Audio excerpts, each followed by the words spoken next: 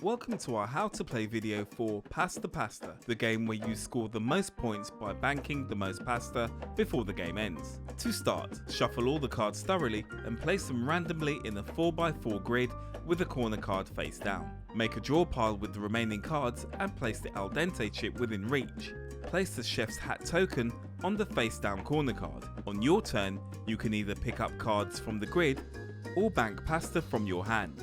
Nobody starts with any cards, so you must pick up pasta on your first turn. There are 9 different pasta shapes and some source cards which are wild cards and count as any pasta shape. The cards you can pick up are in the row and column that the chef's hat token is on.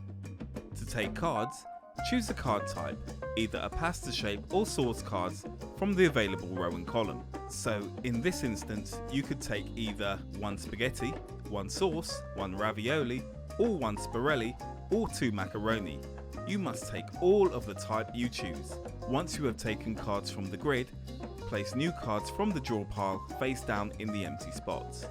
Move the chef's hat to any of the newly placed cards. You can't leave it where it is. Then flip over any face down cards that the chef's hat is not on. You can have only 7 cards in your hand. So if taking all of a type would make more than 7, you can't pick up that type. Instead of picking up face up cards, you can take the face down card under the chef's hat.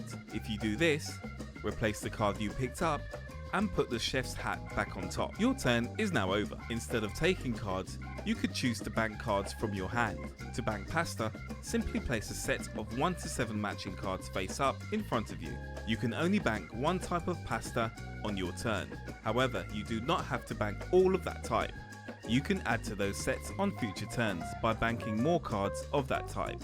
Source cards are wild, so can be added to any set you're banking. Once a source card has been banked, it becomes that type of pasta and cannot change for the rest of the game. Source cards cannot be banked by themselves. If you only bank 1 or 2 cards when adding to an existing set or starting a new one, this is known as an al dente set. If you do this, you must take the al dente chip. If someone else banks 1 or 2 cards after you, they take the al dente chip from you. The chip will move around during play, but whoever holds it at the end of the game loses 2 points from their total. If you bank a pasta shape that someone else already banked earlier in the game, then you steal one of their banked cards. This card doesn't count towards your bank total, so if you bank 1 or 2 cards and steal one, you still take the al dente chip. The game ends as soon as a player draws the last card from the draw pile.